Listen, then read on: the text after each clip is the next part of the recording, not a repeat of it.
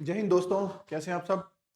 History की हमारी आज ये 10th वीडियो है, ठीक है। और लास्ट वीडियो आज ये आज की वीडियो फिर से मिडिवल हिस्ट्री के ऊपर रहने वाली है। सो हिस्ट्री की भी हमारी ये सीरीज कंप्लीट हो जाएगी। पॉलिटी की पहले ही 10 वीडियोस बन चुकी हैं, तो प्लीज अपने ये एमसीक्यूज के थ्रू जो रिवीजन है इसको कंटिन्यू रखिए, ठीक है।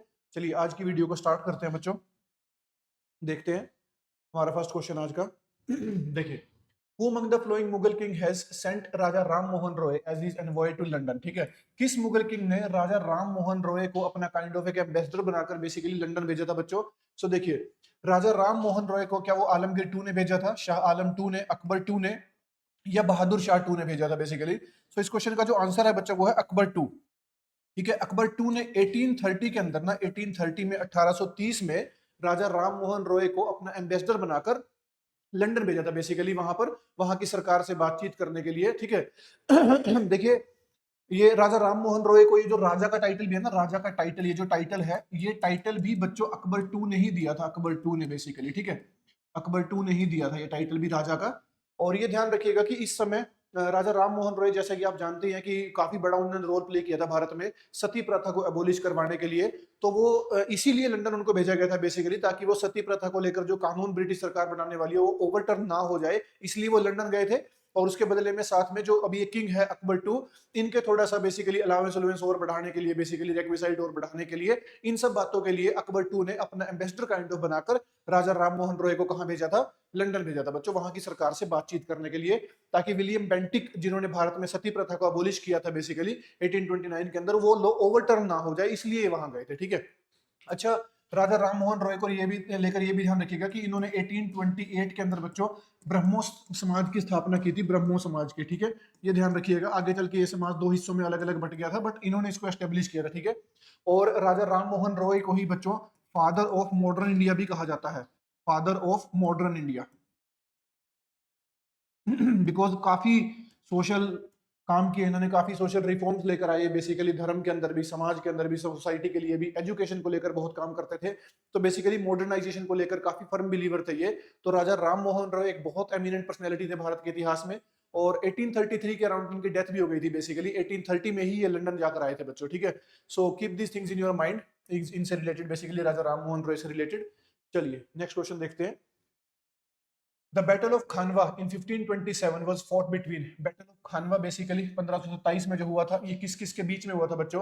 क्या ये इब्राहिम लोदी और राणा संगा के बीच में हुआ था? क्या ये बाबर और इब्राहिम लोदी के बीच में हुआ था? क्या ये बाबर और राणा संगा के बीच में हुआ था? या ये हुमायूं और शेरशाह सूरी के बीच में हुआ था? तो देखिए, इस क्वेश्चन का जो आंसर है वो है सी, दैट इज बाबर और राणा संगा के बीच में हुआ था बच्चों basically, battle of Khanwa.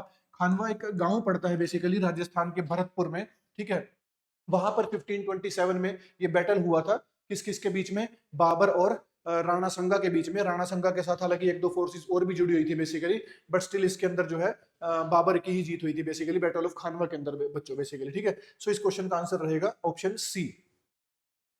Next देखते हैं, the मनसबदारी system of the Mughals was a complex system. Its efficient functioning depend upon, ठीक है। तो मनसबदारी सिस्टम था क्या? बेसिकली सिस्टम को अकबर ने प्रोफेशनली स्टार्ट किया था बच्चों भारत के अंदर, जिसके अंदर ना जो मिलिट्री ऑफिशियल्स हुआ करते थे उनको मनसब्स डिक्लेयर किया जाता था। मनसब्स उनके रैंक के बेसिस पर बेसिकली, ठीक है, कि सबसे लोएस्ट से लेकर हायर रैंक तक के ऑफिसर थे, उनको मनसब्स कहा जाता था। इसको मनसबदारी सिस्टम बोलते थे, जिसमें मिलिट्री को थोड़ा सा और ज्यादा ऑर्गेनाइज तरीके से चलाने के लिए मनसबदार बनाए जाते थे बेसिकली, मनसबदारी सिस्टम के अंदर। ठीक है, तो इसमें क्या कहा गया है? The practice of offering the title of mansabdar to military personnel only, क्या ये सिर्फ मिलिट्री पर्सनल के लिए थी? प्रॉपर फंक्शनिंग ऑफ दाग ब्रांडिंग सिस्टम, देखिए ये तो सिस्टम ही अलग था, प्रॉपर दाग, ये तो इसका ऑप्शन कभी भी नहीं होगा। ठीक है, प्रॉपर फंक्शनिंग ऑफ जागीरदारी सिस्टम, जागीरदारी सिस्टम भी एक अलग सिस्टम हुआ करता था बेसिकली।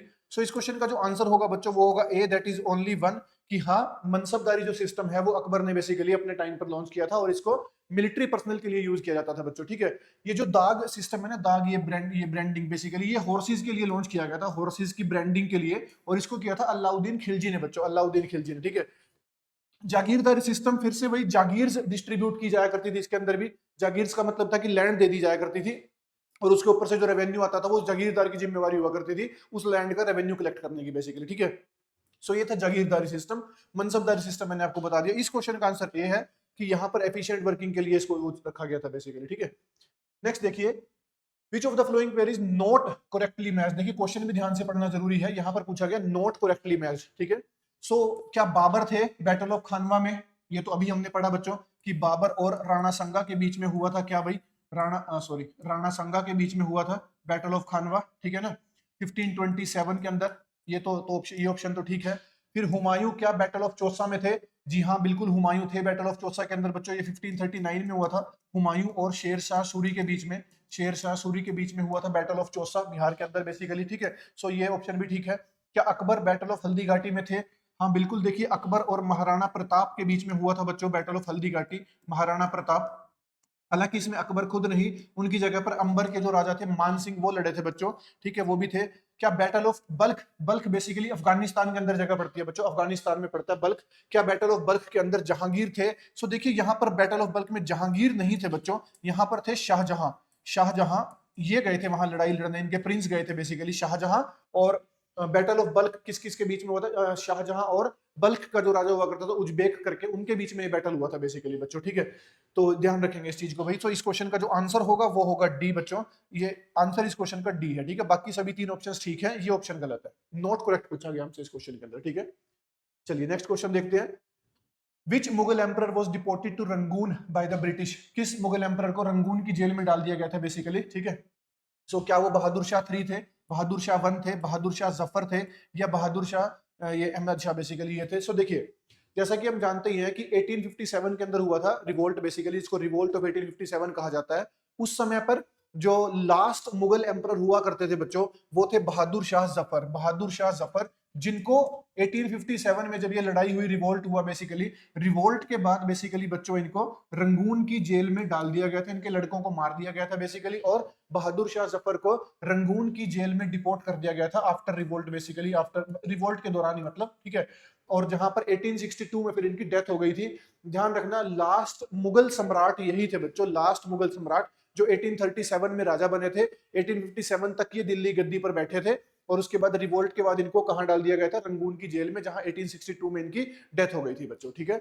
चलिए सो इस क्वेश्चन का आंसर है C, that is Bahadur Shah Zafar. Next question देखते हैं। इनमें से ये मॉन्यूमेंट्स किस किसने बनवाए हैं बेसिकली, मॉन्यूमेंट्स जो हैं, तो बुलंद दरवाजा फतेहपुर सीकरी ये किसने बनवाया? इनमें से अलाई दरवाजा दिल्ली का ये किसने बनवाया? मोती मस्जिद दिल्ली की ये किसने बनवाई? और मोती मस्जिद आगरा की ये किसने बनवाई? तो जैसा कि हम जानते हैं कि बुलंद दरवाजा और फतेहपुर सीकरी तो अकबर ने बनाया था, लास्ट वीडियो में भी हमने देखा था बच्चों।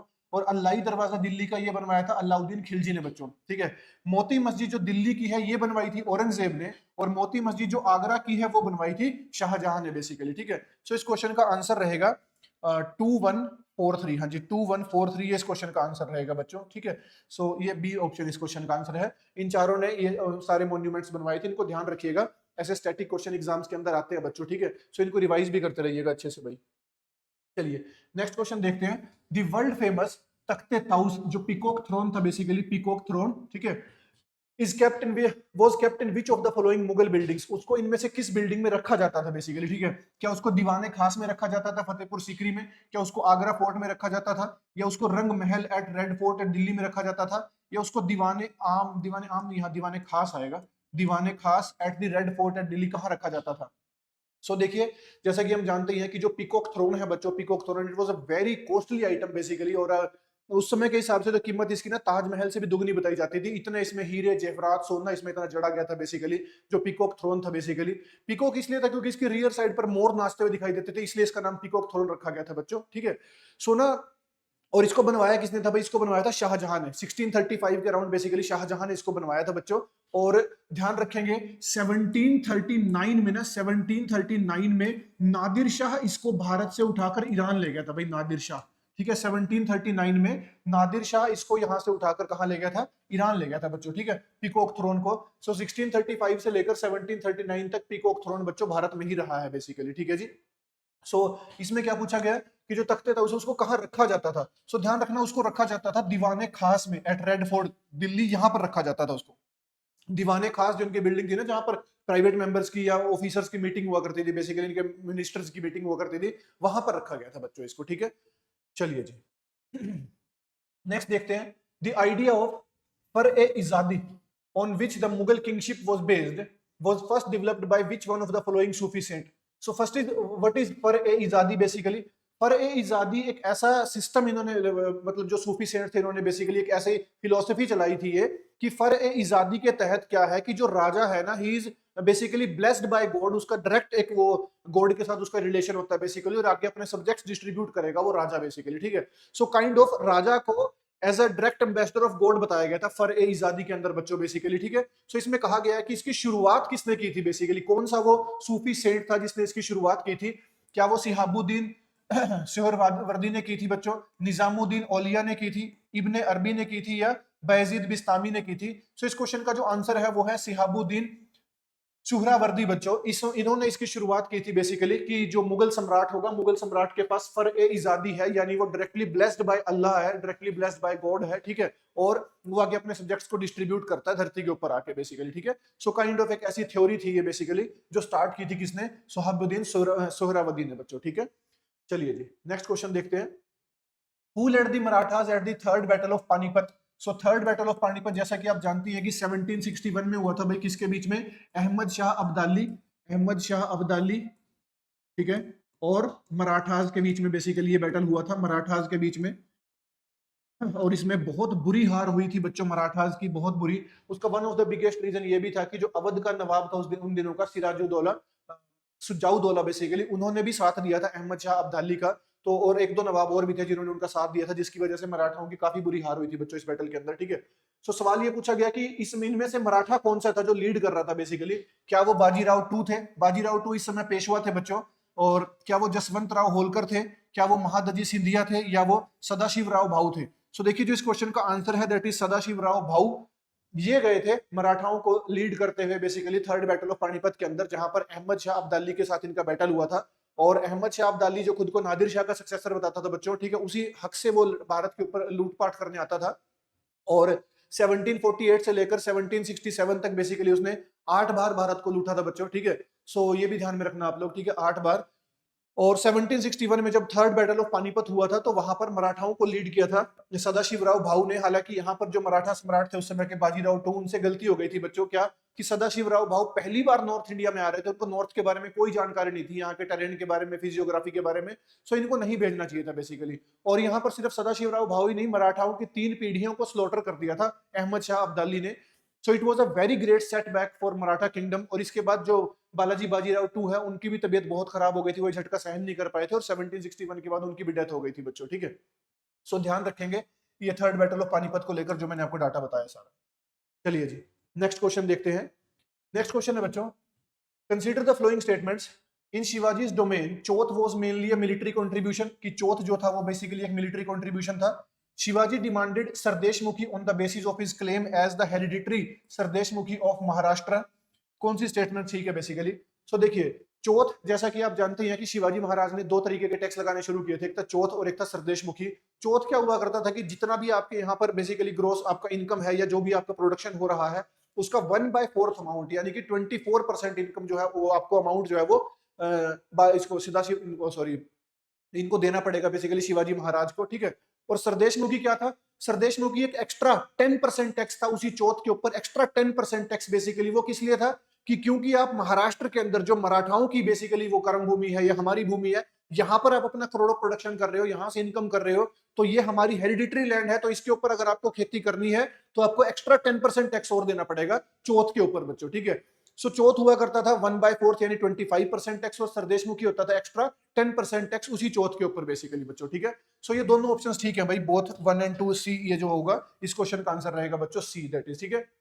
कि हाँ शिवाजी के टाइम पे मिलिट्री को कंट्रीब्यूट करने के लिए, कि हाँ मतलब मेनली तो यही हुआ करता था कि हम अपनी मिलिट्री मेंटेन करते हैं इससे बेसिकली, और चौथ यानी काइंड ऑफ प्रोटेक्शन मनी हुआ करता था जिसके बदले में हम आपको प्रोटेक्शन देंगे, आपके एरिया को प्रोटेक्ट करेंगे हम लोग बेसिकली, ठीक है जी। सो यही इसका आंसर था बेसिकली। चलिए जी नेक्स्ट क्वेश्चन देखते हैं।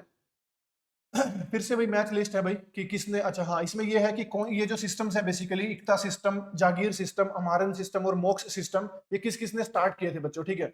तो जैसा कि हम जानते ही हैं कि जो इक्ता सिस्टम है बच्चों, इसको स्टार्ट किया था दिल्ली सल्तनत के टाइम पे बेसिकली। दिल्ली सल्तनत का जब टाइम चल रहा था तो उस समय इक्ता सिस्टम स्टार्ट हुआ था, जिसको लेकर मैंने लास्ट वीडियो में आपको काफी कुछ बताया था। और जागीरदारी सिस्टम जो है ये मुगल्स ने स्टार्ट किया था बच्चों, जागीरदारी सिस्टम। अमारन जो है ये विजयनगर एम्पायर के अंदर हुआ करता था, अमारन बेसिकली, जिसके अंदर जो काइंड ऑफ एक टैक्स हुआ करता था ये भी जो सैनिकों को दिया जाता था बेसिकली, ठीक है, अमारन। और मोक्ष जो है ये मराठाओं का सिस्टम हुआ करता था बच्चों। सो इसका आंसर रहेगा 2341 सी, इस क्वेश्चन का आंसर है बच्चों 2341, ठीक है जी। ये सिस्टम किस किस टाइम पे लॉन्च हुए हैं, इन सिस्टम्स को मैंने बता रखा है आप लोगों को प्रीवियस वीडियोस में, एक बार देख लीजिएगा भाई प्लीज, ठीक है। चलिए नेक्स्ट क्वेश्चन देखते हैं। Which among the flowing families was the first to have matrimonial alliance with Akbar. अब अकबर का कार्यकाल आप जानते हैं कि अकबर ने काफी मिलिट्री एक्स वो भी किए, बेसिकली कॉन्क्वेस्ट भी किए हैं, और फिर बाद में उन्होंने मैट्रिमोनियल अलायंस भी काफी किए हैं। मैट्रिमोनियल अलायंस स्पेशली उन्होंने राजपूत फैमिलीज के साथ किए थे, राजस्थान की साइड में बेसिकली। ऐसा इसलिए भी था क्योंकि गुजरात के साथ एक फेयर ट्रेड रूट बनाने के लिए उन्होंने बेसिकली इधर मैट्रिमोनियल अलायंस किए थे। सो सबसे पहले किस फैमिली के साथ मैट्रिमोनियल अलायंस किया था ये पूछा जा रहा है। क्या राठौर फैमिली के साथ, सिसोदिया फैमिली के साथ, कछवाहा के साथ, या चौहान के साथ। सो देखिए जो इस क्वेश्चन का आंसर है वो है C, that is Kachhwaha. Kachhwaha जो है इनके साथ पहला मैट्रिमोनियल अलायंस किया था अकबर ने। इसके बाद तो कई सारे मैट्रिमोनियल अलायंस अकबर ने बेसिकली राजपूत फैमिलीज के साथ किए थे बच्चों, ठीक है। चलिए नेक्स्ट क्वेश्चन है, मराठाओं से क्वेश्चन है भाई। Balaji Bajirao was popularly known as Nana Sahib, Nana Phadnavis was called Chanakya of Marathas, और Ramdas was guru of Shivaji. तो हमें बताना है कि कौन सी स्टेटमेंट करेक्ट है इनमें से। सो देखिए बालाजी बाजीराव जो आपने मूवी भी देखी होगी बाजीराव मस्तानी अगर, तो उसमें जो बाजीराव थे और उनकी जो पहली पत्नी थी ना काशीबाई, उनके बेटे थे बालाजी बाजीराव। इन्हीं को बच्चों साथ में क्या कहा जाता था, नाना साहेब। नाना साहेब भी इन्हीं को कहा जाता था। नाना फडणवीस जो इन्हीं के टाइम पे मिनिस्टर हुआ करते थे बेसिकली, क्या ये चाणक्य कहे जाते थे मराठा एम्पायर के? जी बिल्कुल, बहुत शानदार, बहुत मिनिस्टर हुआ करते थे, इनकी नीतियां तय करते थे ये। और क्या शिवाजी महाराज के गुरु हुआ करते थे? गुरु रामदास, जी हाँ, गुरु रामदास जी जो है वो शिवाजी महाराज के गुरु हुआ करते थे बच्चों, ठीक है। सो ये तीनों ही स्टेटमेंट्स ठीक है। सो इस क्वेश्चन का आंसर है डी, दैट इज 1, 2 एंड 3, ठीक है जी। चलिए नेक्स्ट क्वेश्चन देखते हैं। Which sultan was reputed to be Akbar of Kashmir. Kashmir का अकबर किसको कहा जाता था इनमें से भाई बेसिकली, ठीक है। क्योंकि कश्मीर का अकबर कहने का मतलब ये हो करता था कि कश्मीर को काफी अच्छे तरीके से और काफी लंबे समय तक जिसने रूल किया था बच्चों, उनके बारे में बात की जा रही है। तो क्या वो सुल्तान शमशुद्दीन शाह थे, सुल्तान कुतुबुद्दीन थे, सुल्तान सिकंदर थे, या सुल्तान जैनुल एबिदीन थे? तो इस क्वेश्चन का डायरेक्ट आंसर है बच्चों सुल्तान जैनुल एबिदीन, जिन्होंने काफी लंबे समय तक कश्मीर को रूल किया था और काफी अच्छा कार्यकाल रहा था इनका, इसलिए इनको बच्चों अकबर ऑफ कश्मीर कहा जाता है बेसिकली, ठीक है। चलिए जी नेक्स्ट क्वेश्चन है। According to the French traveller Tavernier, ठीक है, ये एक फ्रेंच ट्रेवलर थे जो भारत में आए थे। The majority of house in Varanasi during द 17th century were made of, कि वाराणसी जो वो काफी पॉपुलर शहर हुआ करता था उस समय का बेसिकली, ठीक है। सो उसमें ज्यादातर हाउसेस किस चीज के बने हुआ करते थे बच्चों? तो इस क्वेश्चन का आंसर है वुड एंड स्टोन। ज्यादातर जो मकान थे वो लकड़ी के और पत्थरों के बने हुआ करते थे भाई, ठीक है।